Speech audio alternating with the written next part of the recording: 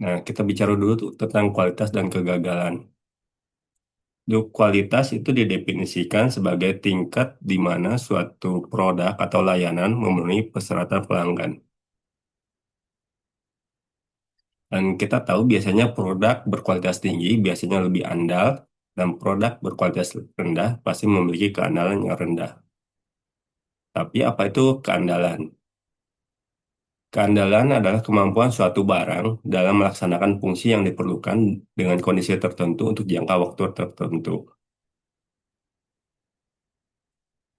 Sedangkan kegagalan itu adalah berakhirnya kemampuan suatu barang untuk melaksanakan suatu fungsi yang diperlukan. Nah, barang ini apa sih di sini? Ini sesuai SNI ya. Barang itu adalah suatu komponen, subsistem, sistem, atau peralatan yang dapat dipertimbangkan secara individu atau diuji secara terpisah. Kemudian, kenapa saya izin open ya? Hmm. Kenapa barang bisa gagal?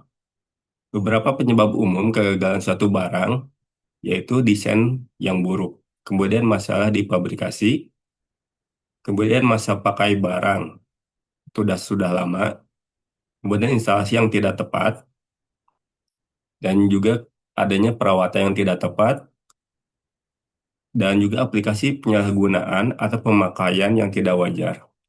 Dapat juga disebabkan oleh faktor lingkungan dan eksternal juga. Kemudian konsekuensi kegagalan itu menyebabkan kerugian karena dapat menyebabkan kerusakan properti barang, cedera, kematian, denda, tuntutan hukum, dan bahkan tuntutan pidana. Kemudian adanya potensi itu kehilangan pendapatan karena waktu henti. Kemudian terjadinya biaya perbaikan, harga asuransi yang lebih tinggi, dan atau klaim asuransi. Sehingga kita tidak bisa memenuhi ekspektasi dari pelanggan. Untuk klasifikasi kegagalan sendiri, itu ada kegagalan yang mendadak, kegagalan yang tidak bisa dihadapi dengan pemeriksaan sebelumnya atau dengan pemantauan. Tapi ada juga kegagalan secara bertahap. Kegagalan yang dapat dihadapi dengan pemeriksaan sebelumnya atau dengan pemantauan.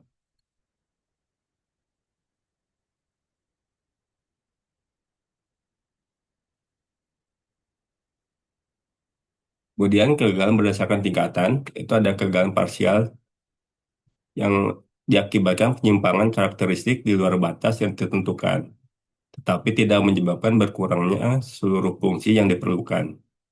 Kemudian adanya kegagalan penuh akibat penyimpangan karakteristik di luar batas yang ditentukan, sehingga menyebabkan hilangnya fungsi yang diperlukan. Kalau kegagalan berselang di sini adalah kegagalan barang dalam jangka waktu yang terbatas, diikuti pulihnya kembali kemampuan melaksanakan fungsi yang diperlukan, tanpa tindakan pembetulan dari luar. Nah, kombinasi dari kecepatan dan tingkatan kegagalan ini ada dua, yaitu kegagalan katastrofik, yaitu kegagalan yang terjadi secara mendadak dan sekaligus merupakan kegagalan penuh. Yang kedua ada kegagalan degradasi, yaitu kegagalan yang terjadi secara perlahan dan merupakan kegagalan bagian. Kegagalan seperti ini dapat berkembang menjadi kegagalan penuh. Kemudian materi yang kedua itu tentang bar beta curve, kurva Bak-Mandi. Di sini ada kurva beta curve.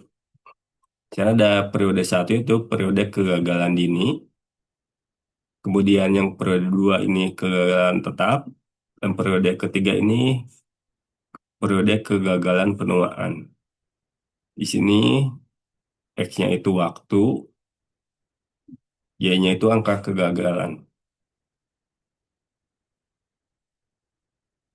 Nah, kurva Bar-Tab ini diperoleh yaitu adanya akibat kegagalan dini di sini, kemudian adanya degradasi, kegagalan akibat penuaan, Dan juga terjadinya juga random failure, kegagalan yang memang acak. Dan ketika dijumlahkan, masing ketiga faktor tersebut membentuk kurva beta curve. Dan di sini periode pertama itu kita dimitigasi waktu di pabrikasi, di tes.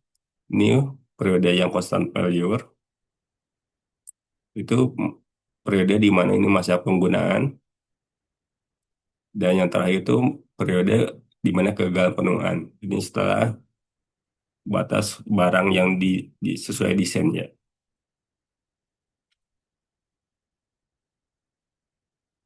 Nah, periode kegagalan dini ini dimulai pada waktu yang ditentukan sebelumnya, di mana angka kegagalan berkurang secara cepat dibanding dengan periode sebelumnya. Jadi, angka kegagalan itu menurun tadi di awal itu, kemudian konstan kan. Kegagalan ini disebabkan oleh desain, material, fabrikasi, pengujian, atau cacat operasional yang tertinggal pada produk. Dan biasanya terjadi pada produk atau sistem yang baru dikembangkan. Nah, mitigasinya dengan pengujian. Ini contohnya di pabrik, kita lakukan uji rutin dan uji jenis. Itu untuk mengukur dari karakteristik dari suatu barang. Dan biasanya untuk kalau misalnya ini kan uji rutin di elektrik itu high pot ya, high voltage. Ini biasanya yang lebih penting karena jika barangnya emang mudah rusak, itu ya sebaiknya dipercepat dibanding kita langsung nanti diinstal, terus beberapa tahun kemudian kita harus ganti lagi. Kayak uji yang lainnya itu uji untuk yang spesifikasi. Uji rutin di elektrik ini yang termasuk untuk menguji dari keandalannya.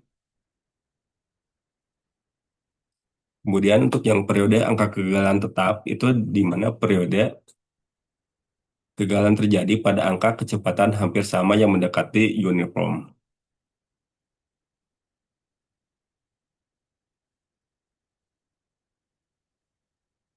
Masa pakai yang berguna itu yaitu tingkat kegagalannya itu konstan dan terjadinya kegagalan yang acak, random failure. Nah, karena ini masa pakai, maka lebih baik kita perluas zona tingkat kegagalan konstan ini sejauh mungkin. Dan pemeliharaan ini biasanya dilakukan pemeliharaan prediktif dan preventif. Ini contohnya pada trafo. Untuk yang pemeliharaan trafo dilakukan seperti visual, terus DGA, oil test, dan pembersihan lain-lainnya. Dan dilakukan secara interparegular. Kemudian periode kegagalan penuaan yang ketiga ini, itu periode di mana angka kegagalan bertambah secara cepat dibanding dengan pada periode sebelumnya. Jadi naik ini, angka kegagalan itu naik, dan tidak semua komponen produk mengalami penuaan secara merata. Dan umur pakai suatu produk ditentukan oleh komponen yang paling lemah. Jika komponen ini dapat diganti, baik dengan komponen yang lebih tinggi keandalannya, atau mungkin gantinya periodik, maka umur pakai produk itu akan menjadi lebih panjang.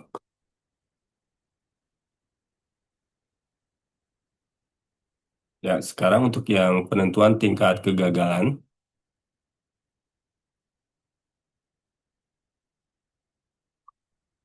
ini ada jenis barang dua ya. Ada yang barang tidak dapat diperbaiki dan barang dapat diperbaiki. Istilah tidak dapat diperbaiki mengacu pada produk yang tidak dapat diperbaiki setelah rusak atau perbaikannya tidak hemat biaya. Contoh barang yang tidak dapat diperbaiki misalnya fuse, bola lampu, panel surya, baterai, dan ataupun barang yang memang didesain untuk run to failure atau tidak adanya maintenance. Kalau yang barang dapat diperbaiki mengacu pada produk yang dapat diperbaiki secara ekonomis setelah rusak atau biaya perbaikannya itu jauh lebih murah daripada harga aslinya. Misalnya contohnya transformator, generator, switchgear, memang barang-barang listrik yang besar. Yang biasanya kan dilakukan maintenance atau pemeliharaan prediktif dan preventif.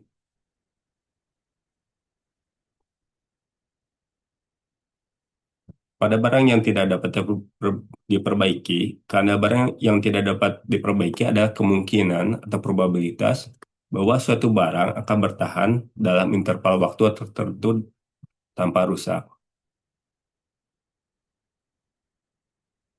Ukuran umum untuk keandalan untuk barang yang tidak dapat diperbaiki adalah mean time to failure. Nah, ini contohnya kita barangnya di awal di sini mulai aktif, kemudian rusak. Di sini kan mean time to failure adalah waktu rata-rata terhadap kegagalan. Misalnya kita di sini ada 5 item A, B, C, D. Dan ini waktu operasi hingga terjadi kegagalan. Jadi di sini item A start dari sini, terus kemudian baru 5.000 jam itu baru gagal. Item B juga sama, mulai start, baru kita diamati dan pada jam ke 6.000 baru rusak. Item juga berikut seterusnya hingga 5 item. Dan perhitungan MTTF ini adalah total waktu operasi dibagi jumlah kegagalan. Jadi sini total operasi semuanya dibagi jumlah item yang gagal.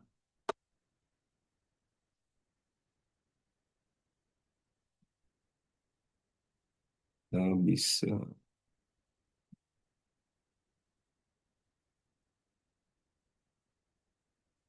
Oke. Karena ini sambil ngitung ya, silahkan dicoba dulu cara menghitungnya.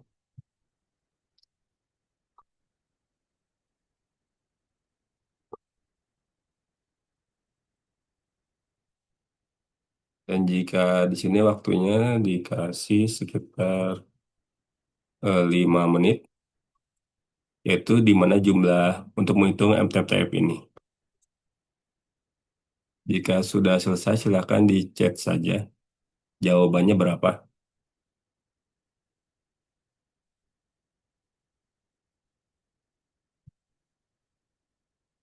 Saya stop dulu ya untuk yang ininya. Nanti 5 menit kemudian saya kembali lagi.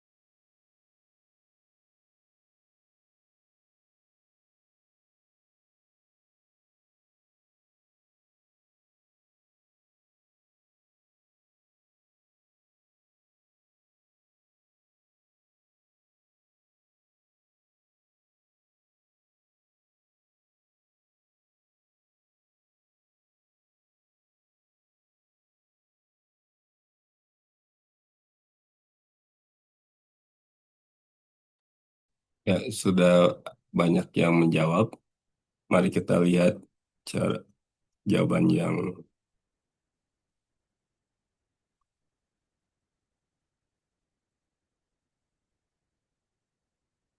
ya betulnya memang benar ya. Ini satu item ini dikali dengan waktu operasinya, dijumlahkan semuanya, kemudian dibagi oleh item berapa item yang gagal.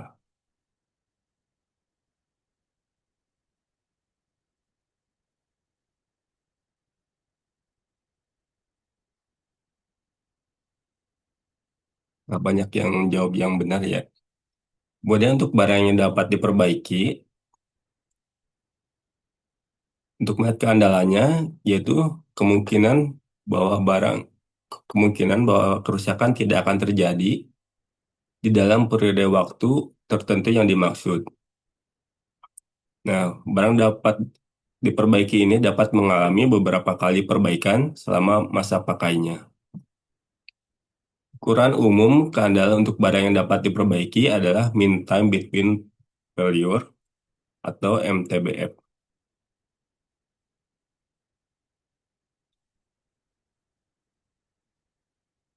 MTBF ini adalah waktu rata-rata antar kegagalan.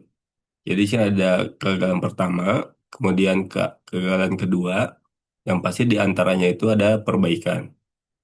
Time MTBF ini itu di antara kegagalan ini. Dan perhitungannya adalah total waktu operasi antar kegagalan dibagi dengan total jumlah kegagalan. Nah, di sini ada untuk yang contoh lagi ya. Ada 5 item dites selama 10.000 jam. Dan selama durasi tersebut terdapat 10 kegagalan. Dan asumsi perbaikan waktu MTTR ini adalah 0. Berapakah MTBF-nya?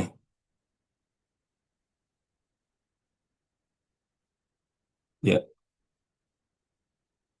saya stop di sini ya. Di nanti kita 5 menit lagi. Silahkan diisi lagi di chat.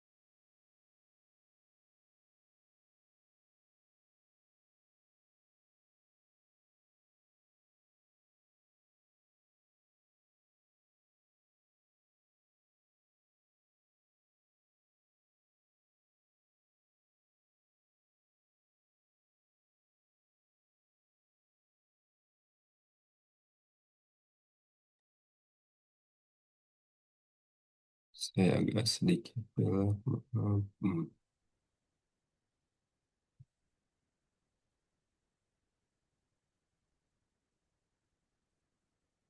Ya, ada beberapa yang sudah mengisi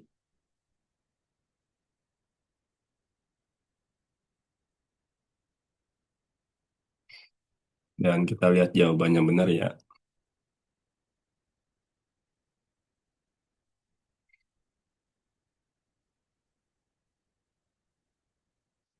Nah, untuk perhitungan yang dari MTBF ini, itu jumlah total dari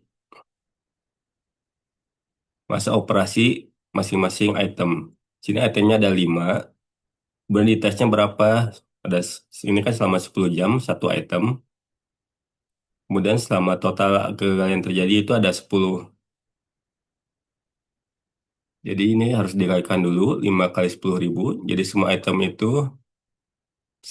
5 yang 5 item ini kita melihat kegagalan karena itemnya itu sama. Lihatnya itu sudah bekerja selama 50.000 jam dan terjadi 10 kegagalan. Sehingga MTBF-nya itu 5.000 jam per kegagalan.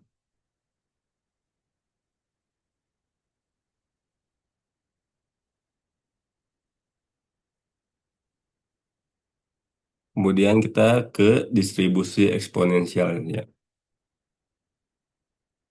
Jadi yang sudah ngitung tadi jawabannya kurang tepat karena itemnya dihitungnya harusnya semua.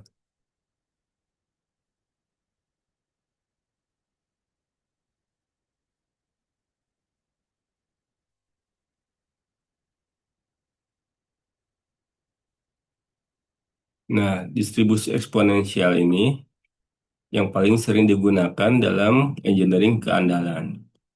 Ini digunakannya ketika melewati fase kegagalan ini dan belum mencapai fase penuaan. Jadi selama fase kegagalan konstan. Di sini posisinya itu di konstan failure rate, memang, memang kegagalannya konstan, tingkat kegagalannya konstan. Nah, di dalam engineering keandalan sering diasumsikan bahwa angka kegagalan adalah tetap dengan nilai lambda, sehingga waktu terhadap kegagalan didistribusikan secara eksponensial. Nah, untuk yang praktikal, kita sebenarnya untuk praktikal itu dapat menganggap untuk yang kegagalan tetap. Namun secara teoritis untuk yang dini dan yang penuaan itu memang angka kegagalannya itu tidak tetap.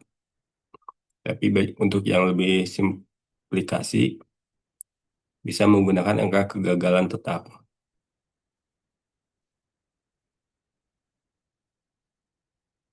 Nah, ini beberapa rumus untuk yang keandalan.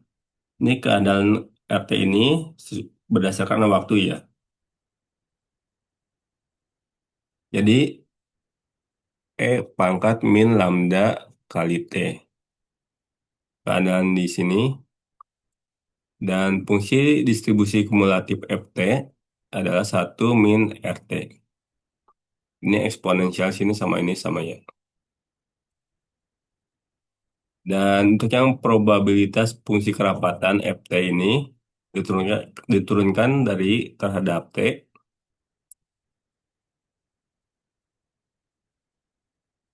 sehingga lambda eksponen eksponen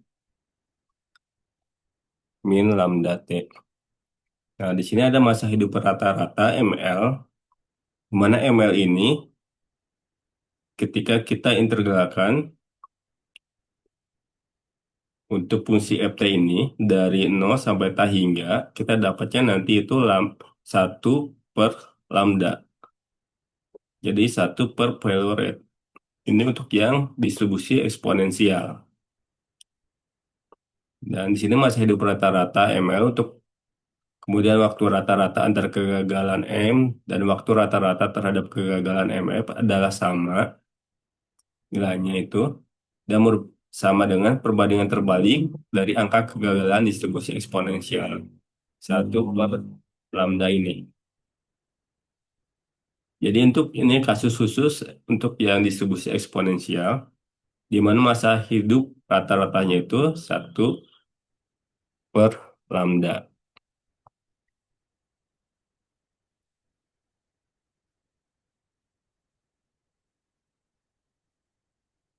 Nah, dari yang tadi, kemudian tadi berapakah lambdanya? Lambda kan 1 min per 1/mt TF. Silakan ketik saja di chat berapa tingkat kegagalan lambda per tahunnya. Ini sekitar 5 menit ya. Saya stop dulu.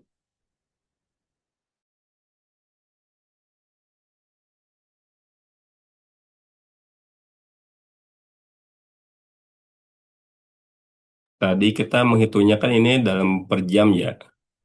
Sekarang ininya dalam per tahun.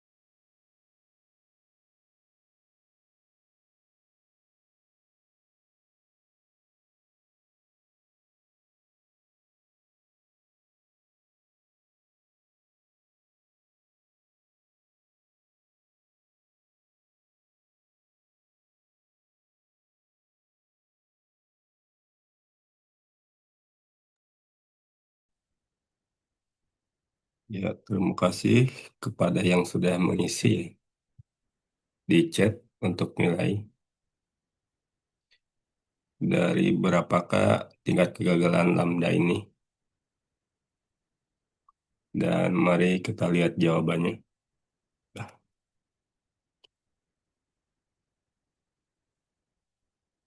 ini tingkat kegagalan tadi kan lambda yang per jam ya, per jam. Kemudian ketika kita rubah ke per tahun, ini berapa? Ini satu hari ada 24 jam dan ada 365 hari. Jadi yang jam ini yang dirubah ke tahun. Satu jam kan berapa per tahun? Ini juga bisa ke langsung di sini 8760 ya. Satu tahun 8760 jam. Nanti akan didapatkan nilainya satu angka tingkat kegagalan lambda ini 1,752 kegagalan per tahun.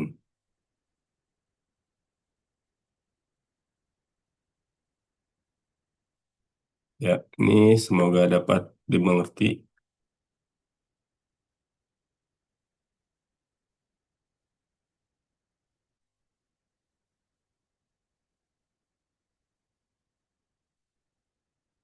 Kita lanjut ke yang MTBF. Nah, untuk yang tadi, berapa tingkat kegagalannya juga lambda untuk yang per tahun? Di sini 5 menit lagi ya. Silakan ketik di chat lagi. Maaf ya ini tadi sudah ada ya. Saya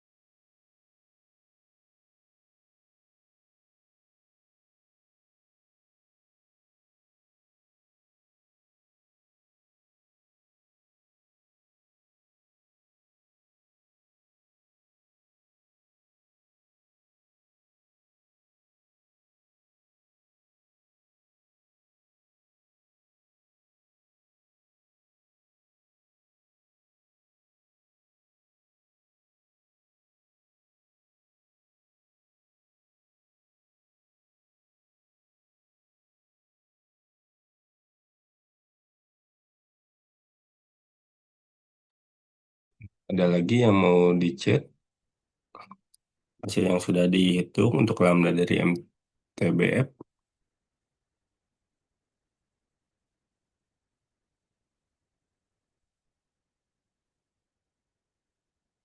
Ya, mari kita lanjut ya untuk yang lambda dari MTBF ini. Sama dari yang tadi ya, ini soal yang masih yang tadi, di mana 5 item ini dites selama 10.000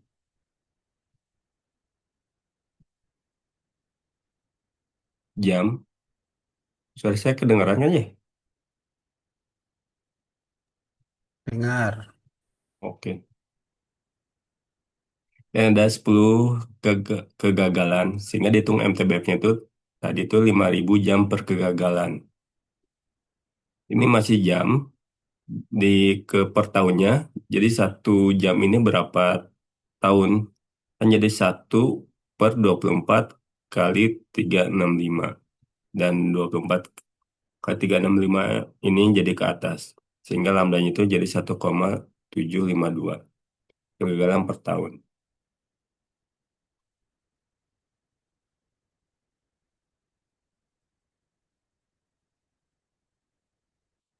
Ya, apakah ada pertanyaan dulu sampai sini mengenai tadi dari sini itu kita sudah bahas tentang kegagalan dan kurva beta.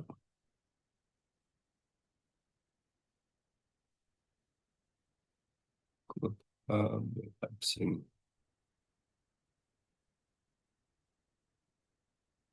Ini kan dari barang itu keluar dari pabrik ya. Itu pelurutnya itu mungkin adanya kesalahan dari pabrik, atau mungkin ada beberapa operasi di pabrik. Dan kita lakukan di sini biasanya lakukan FAT atau testing yang rutin dari pabrik, sehingga barang yang dikirim untuk kepada konsumen atau pelanggan itu sudah kanalnya itu sudah dapat diterima ya, barang yang andal, sehingga tidak ketika rusak kan harus kembali lagi ke pabrik diganti dengan garansi. Kemudian ada juga yang daerah penuaan sini, itu biasanya nanti setelah masa penggunaan ini, biasanya kan kalau di konstruksi atau barang itu sudah ada garansinya berapa tahun. Misal, biasanya itu sekitar 20, 25 atau 30 tahun ya. Nah, nanti di akses lagi, di asesmen, apakah barang ini masih layak untuk digunakan atau mungkin adanya harus dapat di maintenance dulu atau mungkin harus cepat diganti. Dan pada ini kan masa konstan pelur ini, jika kegagalannya itu konstan. Di sini di masa waktu pemeliharaan, baik untuk yang prediktif maupun untuk yang preventif. Nah, di sini memang masa-masanya untuk dapat untuk penghematan terhadap pemeliharaan. Dan apakah konstan failure ini dapat diturunkan menjadi nol? Dari literatur yang saya baca itu, ini merupakan inherent gitu dari barang tersebut. Sehingga ya bagaimanapun ini pasti ada nilai constant failure ini. Jadi kurvanya kan tidak seperti ini aja gitu. Tapi ini dijumlahkan sehingga jadi seperti ini yang warna biru, bang failure rate ini. Dia kan ada tingkat perbedaan antara yang diobservasi sama yang di sini ya. Nah, konstan ini karena inherent ya pasti ada konstannya dan memang random gitu terjadinya. Ini untuk yang kurva beta curve. Dan dari literatur yang saya baca juga bahwa untuk yang exponential distribution ini yang sudah diamati itu hanya perbedaannya ini kan tinggi ya kurvanya, curam sangat curam. Kemudian waktu yang penggunaan juga curam juga. Tapi dari observasi literatur itu bahwa ini perbedaannya hanya sedikit saja, sehingga ketika kita didekati dengan exponential distribution, untuk sini juga ya pasti dapat diterima itu distribusi dari per rate ini.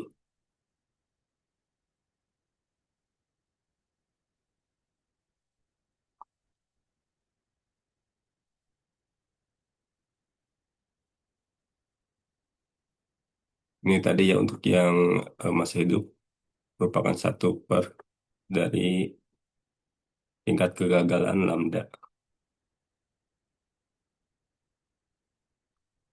Oke, kita lanjut untuk yang selanjutnya itu penentuan keandalan. Di sini keandalan itu adalah probabilitas P ya, dari suatu barang yang selamat atau bertahan untuk suatu waktu T. Jadi bahwa masa hidupnya itu X melebihi lamanya T. Di sini barang itu andal apa tidak. Di sini P di mana X itu lebih dari T.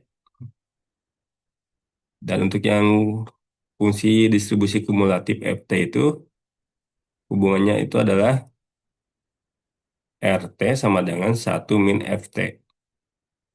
Nah, di sini kalau istilah populasi itu RT itu NT dibagi N0.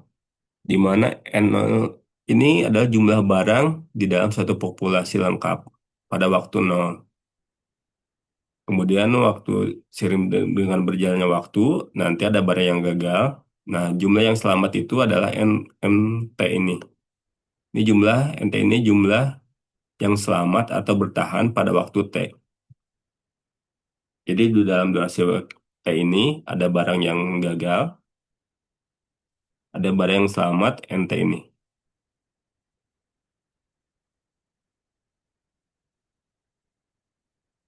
Nah, sekarang lagi ini untuk yang contoh penentuan tingkat keandalan dengan tingkat kegagalan konstan. Di sini ada dua pertanyaan ya. Untuk melihat aja, di mana di sini perataan lampu LED memiliki tingkat kegagalan konstan sebesar 10 pangkat min 4 kegagalan per jam.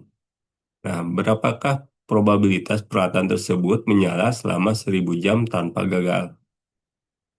Dan yang pertanyaan kedua juga sama, peralatan lampu LED ini memiliki tingkat kegagalan konstan sebesar 10 pangkat min 2 kegagalan per jam. Dan berapakah probabilitas peralatan tersebut menyala selama di sini 10.000 jam tanpa gagal? Kalau yang pertanyaan satu itu 1000, yang dua itu berapa? 10.000. Silakan dapat dihitung dulu. Ini agak lama ya. Sekitar 5 menit, 10 menit. Silakan yang sudah selesai boleh diketik di chat berapa nilainya.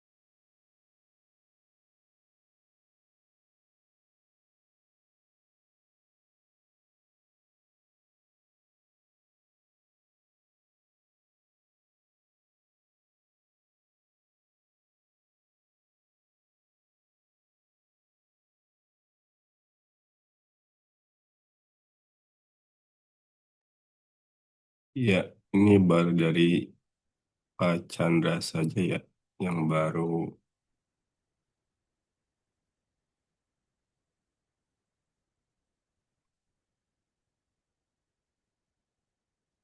isi.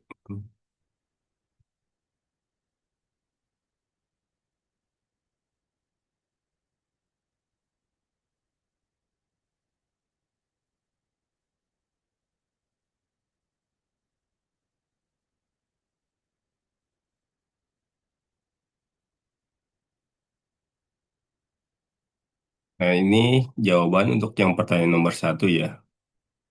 Kita pakainya tingkat kegagalan konstan di sini, artinya itu kita dapat menggunakan distribusi eksponensial. Di sini itu nilai dari lambdanya itu 10 pangkat min 4 kegagalan per jam. Dan tadi rumus untuk yang keandalan itu, di sini probabilitasnya P ini, di mana sama dengan eksponensi E pangkat min lambda kali T. Untuk T-nya ada 1000, diganti dengan tadi lambdanya itu 10 pangkat min 4. Sehingga jadi E pangkat min 0,1. Jawabannya jadi 0,9048.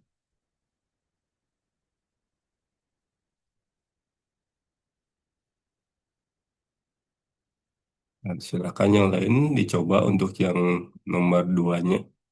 Di mana tadi waktunya itu jadi 10.000 ya di sininya. Jadi T-nya itu jadi 10.000. Berapakah jawabannya?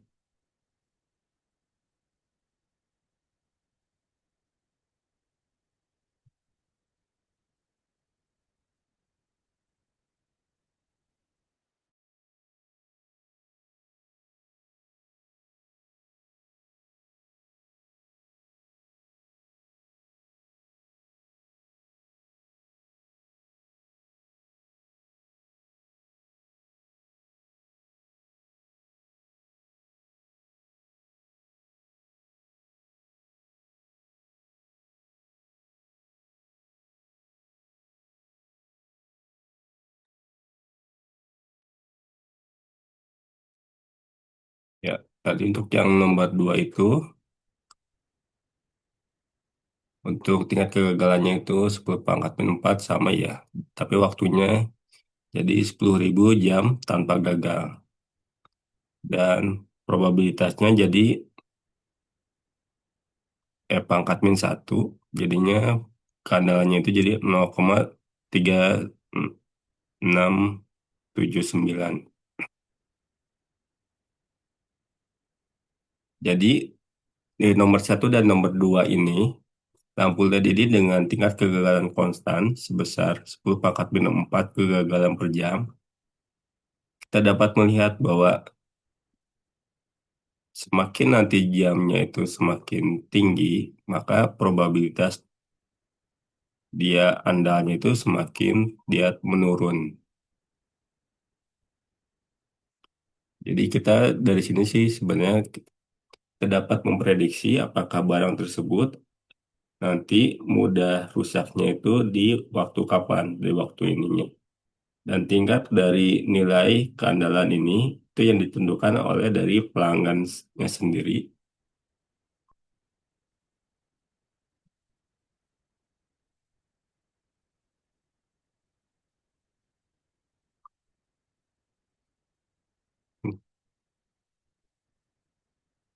Sekarang ke keandalan, ketersediaan, dan pemeliharaan. Sama sini apakah ada pertanyaan? Jika tidak ada, ini kita lanjut. Ini bahas lagi keandalannya. Reliability.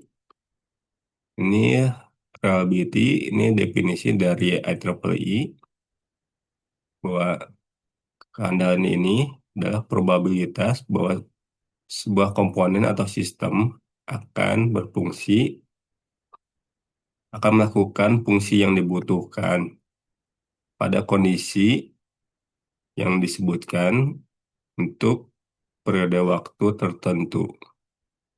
Ini juga sama. Definisinya jadi keandalan itu adalah kemampuan suatu barang dalam melaksanakan fungsi yang diperlukan dengan kondisi tertentu untuk jangka waktu tertentu.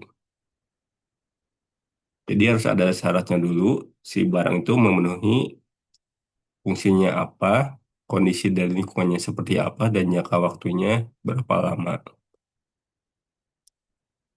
Istilah keandalan juga digunakan untuk suatu karakteristik keandalan yang menyatakan probabilitas berhasil atau suatu rasio keberhasilan. Ini contoh dua soal yang sebelumnya ya, ini. Nilainya, ini contohnya seperti itu. Jadi probabilitas berhasil, istilah lain untuk keandalan. Ini juga contoh lagi, ini dikasih waktu juga, silahkan ketik di chatnya. Di sini peralatan lampu memiliki MTTF sebesar 500 jam. Nah, berapakah probabilitas peralatan tersebut dapat berfungsi selama 1.500 jam tanpa gagal? Silakan jika yang sudah, silakan diketik di chat.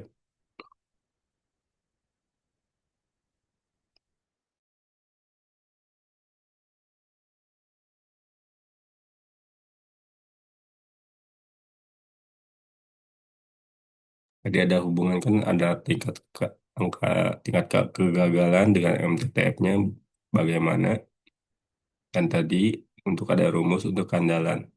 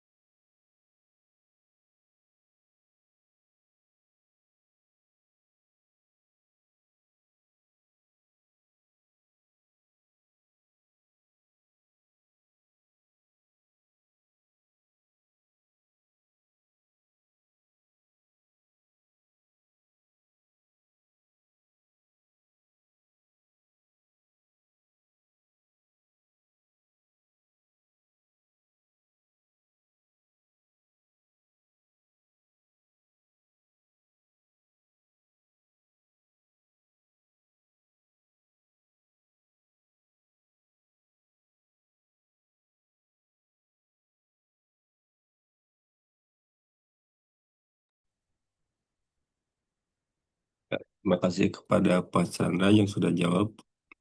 Nilai dari probabilitas peralatan lampu LED ini lampu dapat berfungsi selama 1.500 jam tanpa gagal itu sebesar 0,0498. Coba kita lihat jawabannya.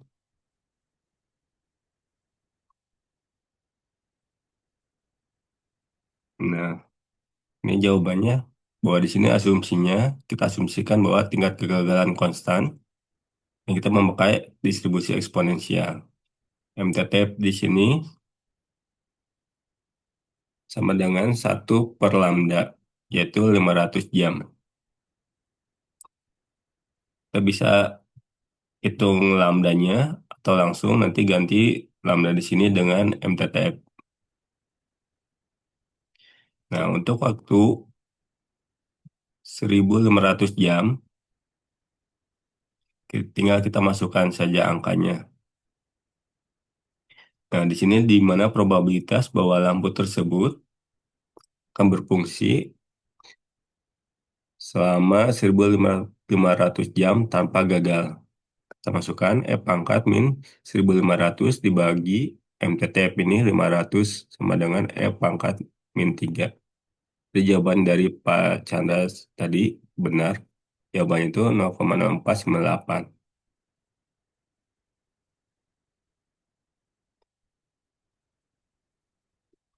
Sekarang untuk availability atau ketersediaan. Ini definisi dari IEEE. Availability adalah the availability of item, kemampuan suatu item atau barang untuk berfungsi sesuai fungsi yang dibutuhkannya pada waktu yang instan atau selama periode waktu tertentu. Ini kan jadi secara sederhana itu ketersediaan adalah probabilitas bahwa barang akan tersedia jika dibutuhkan. Ini rumusan dari A, availability ini, uptime dibagi uptime ditambah dengan downtime atau total uptime dibagi total time. Uptime ini adalah di sini fungsi uptime jadi berfungsi, kemudian dia downtime turun. Nah, ini waktu downtime ini. Begitu juga seterusnya. Jadi ini start, dia berfungsi di waktu 0 sampai 20 uptime-nya. Kemudian terjadi kegagalan, diperbaiki. Ini waktu downtime. Kemudian nanti di up lagi di angka di jam 23 sampai nanti waktu 53 ini terjadi kegagalan kedua, diperbaiki lagi dan sehingga dapat dioperasikan lagi pada jam 58. Dan terakhir pada jam 98 ini dia kegagalan 3 yang baru dapat beroperasi lagi ketika sudah diperbaiki pada 100. Nah, berapakah nilai availability dari A ini? Ya, silakan yang sudah ketikkan lagi jawaban di chat.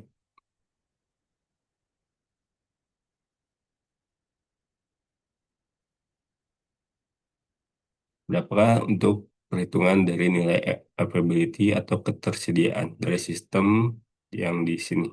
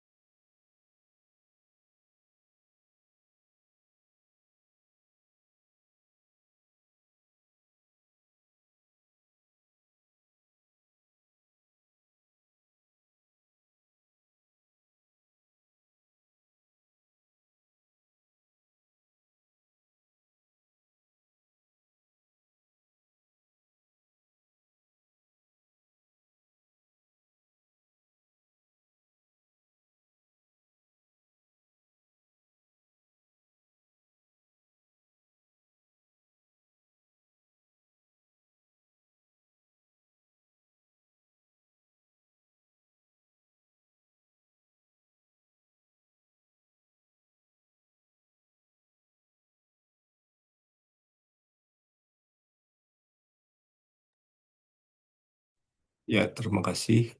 Sudah ada yang mengetik lagi, Pak Chandra lagi.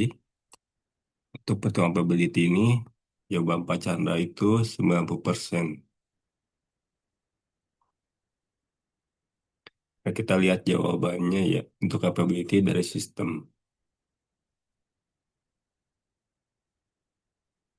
Ya, jawaban Pak Chandra sama, benar.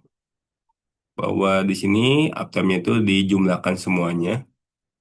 Dari sini 20 dikurangi 0, kemudian 53 dikurangi 23, kemudian 58 dikurangi 53, 98 dikurangi 58 untuk itemnya. Kemudian downtime-nya itu dari sini 23 dikurangi 20, 58 dikurangi 53, 100 dikurangi 98. Nah, kita total ini semua, total waktu yang kita amati itu ada 100. Ini total time operasi dari sistem barang atau unit tersebut 100, sehingga kita dapat 0,98.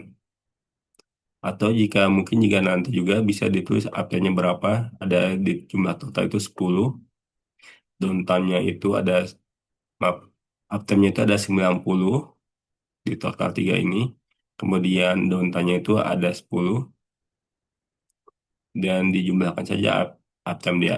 Uptime 90 dibagi jumlah dari uptime 90 ditambah dengan downtime sebesar 10. Sehingga hasilnya juga sama. Kalau ada grafiknya, ini lebih mudah ya. Tapi mungkin nanti soal-soalnya ada yang memang hanya uptime saja, downtime saja, dan total time saja. Untuk selanjutnya itu adalah maintainability. Di sini maintainability merupakan ukuran kemampuan suatu sistem dapat dipelihara dan diperbaiki. Juga disebut dengan time to repair. Mean time to repair ini, MTTR ini adalah mean time to replace or repair a failed component.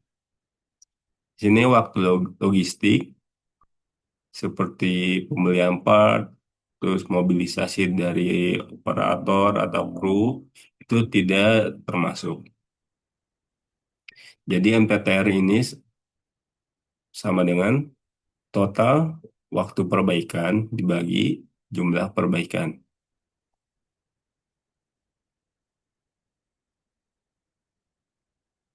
Nah, dari berapa nilai MTTR? Dari sini, berapa nilai MTTR?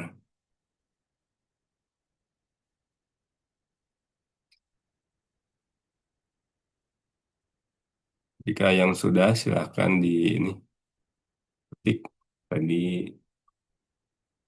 MTTR total repair time dibagi jumlah repair. Silahkan ketik di chat untuk sistem ini seperti ini. Berapakah nilai MTTR-nya?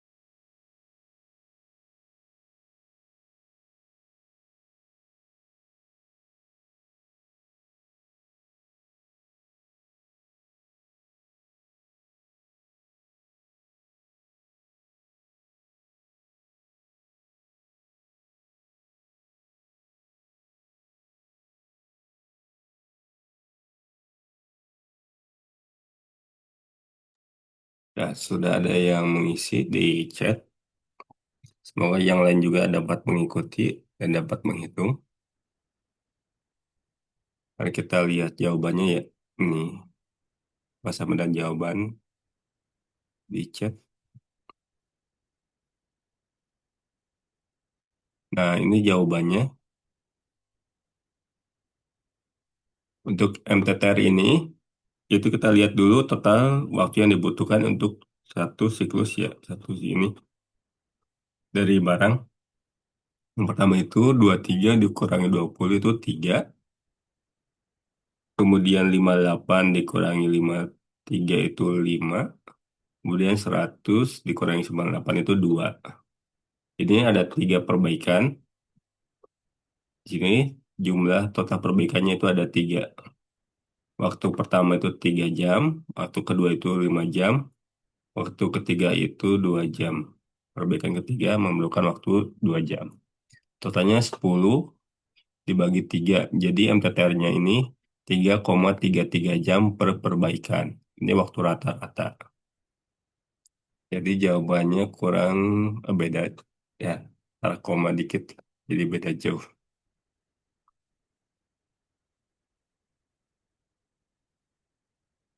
Nah, terkadang untuk mengukur dari ini waktu logistik ini emang susah ya.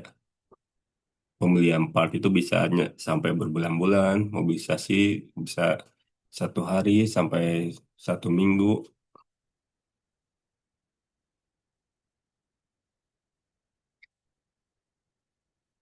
Semoga ini sudah jelas untuk dari availability, reliability, dan maintainability.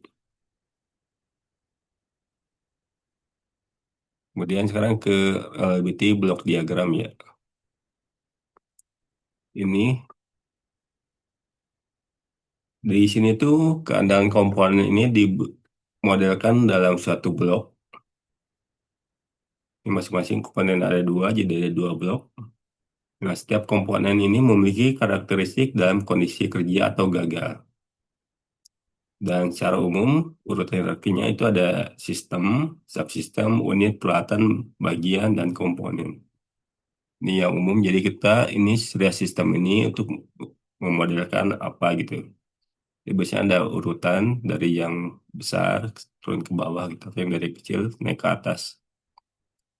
Nah, hubungan operasional antar unit berdasarkan hubungan logis antara kegagalan atau keberhasilan sistem dengan kegagalan atau keberhasilan bagian-bagiannya. Nah, hubungan ini digambarkan melalui apa yang biasa dikenal dengan reliability logic diagram (RLD) atau reliability block diagram (RBD). Nah, unit atau komponen ini dapat membentuk struktur yang membentuk hubungan seri atau paralel. Ini hubungan seri, jadi antara dua komponen ini terhubung secara seri, dan ini sistem paralel di mana komponen ini terhubung dengan dalam hubungan yang paralel ini. Jadi di sini ini input outputnya ya. Ini tadi relatif beragam sekarang ke kanal sistem. Ini bagaimanakah menghitung keadaan sistem seri? Sistem seri ini berfungsi jika dan hanya jika semua komponen berada dalam keadaan kerja.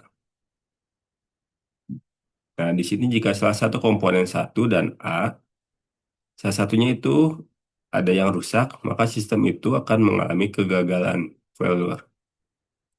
Dua sistem yang terhubung seri, jika salah satunya rusak, maka gagal. Dan jika kedua-duanya itu kerja, maka sistem itu bekerja. Ini hubungan dari ini logic diagramnya.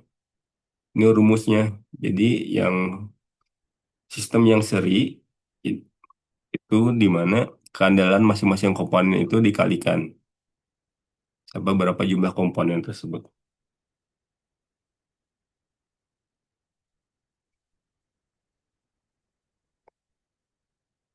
Sedangkan untuk sistem paralel itu beda. Sistem paralel berada dalam keadaan gagal jika dan hanya jika semua komponen berada dalam keadaan gagal. Ini hubungan tadi sistem paralel ya. Ini ada komponen satu dan komponen dua. Nah, jika komponen satu dan komponen dua ini pakai ini N, itu dua-duanya itu gagal, maka sistem itu gagal. Jika salah satunya masih dapat bekerja, maka sistem masih dapat bekerja. Dan ini adalah rumus untuk yang keadaan sistem paralel. Satu dikurangi di sini, satu min R1 dikali satu min R2 dikali satu min R3 terus sampai N. Nah, ini merupakan kegagalan. Sebenarnya satu min R itu kan kegagalan ya. Sini. Ini untuk yang rumusannya ya. Nah, ini untuk yang soal latihan, kita punya waktu masih ini. Silahkan, ada 5 menit, 10 menit untuk yang pertama itu sistem seri, yang kedua itu sistem paralel. Apakah nilai keadaan sistem seri dan keadaan paralel ini? Ini R-nya 0,9, sama ya, 0,9 juga.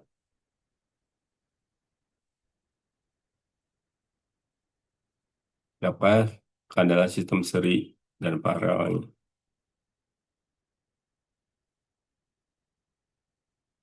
5 sampai 10 menit ya, ini dua soal.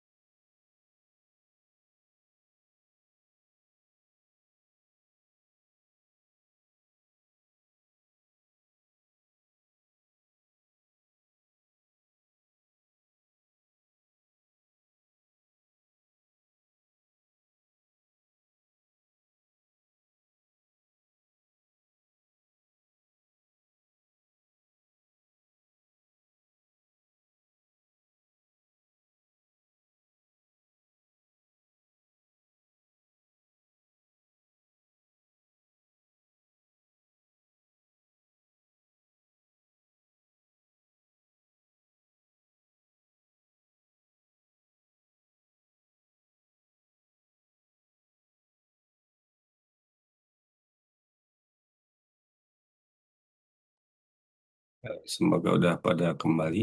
Kita kembali lagi untuk yang pertemuan ini. Ini sudah ada yang siap.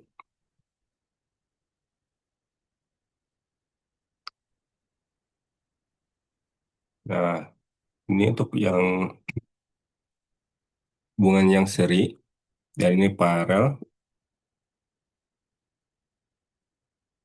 Untuk soal yang seri ya, R1-nya 0,9, R2-nya 0,9. Untuk yang sistem seri ini bagaimana, itu tinggal dikalikan saja. R1 dikali R2. Jadi 0,9 kali 0,9 sama dengan 0,81. Ini jawaban untuk keandalan dari sistem seri ini. Kemudian untuk yang hubungan dari paralel, R3 ini 0,9, R4 0,9. Bagaimanakah nilai keandalan untuk sistem paralel ini? Nilai dari keandalan sistem paralel itu satu minus satu dikurangi R3 dikali satu kurang R4. Sama dengan satu di sini nilainya jadi 0,99. Terima kasih pada tadi Pak Chandra yang sudah menjawab. Nah, sekarang bagaimana untuk nilai keandaan dari sistem seri paralel? Jadi ada 4 buah komponen, ada R1 0,5, kemudian R2 dan R3. Ini nilainya sama 0,9 dan ada R4 0,7. Berapakah nilai keandalan dari sistem ini?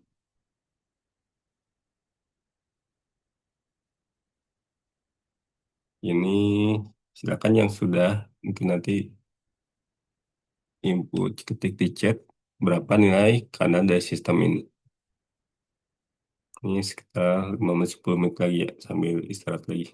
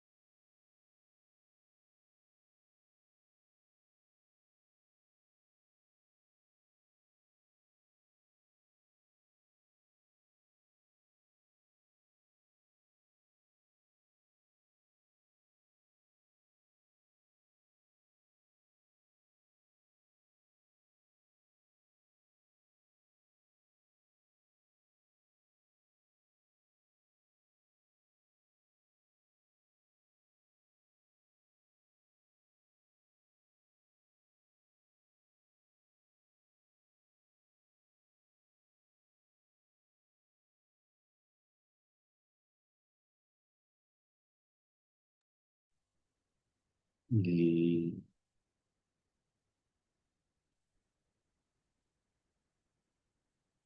ya, terima kasih. Nah, kita lihat jawabannya untuk yang rangkaian seri paralel ini.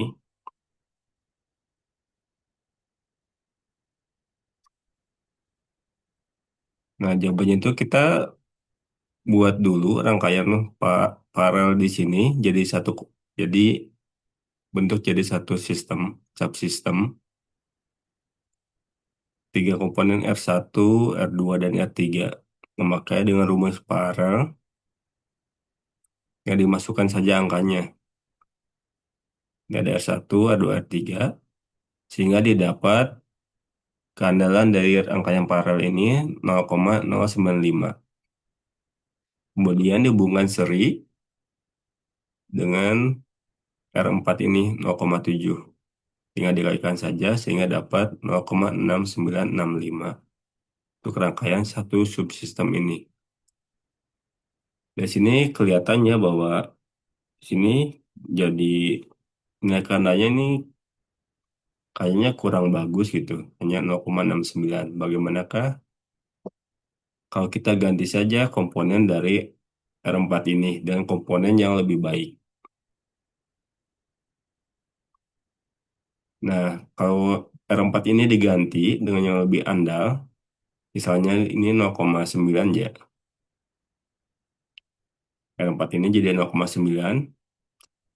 Kita lihat bahwa nilai keandalan ini jadi naik, jadi 0,6955. Di sini, dari contoh ini kita lihat bahwa untuk meningkatkan keandalan, kita dapat mengganti komponen yang lemah atau keandalannya yang kurang dengan komponen yang lebih andal ditingkatkan.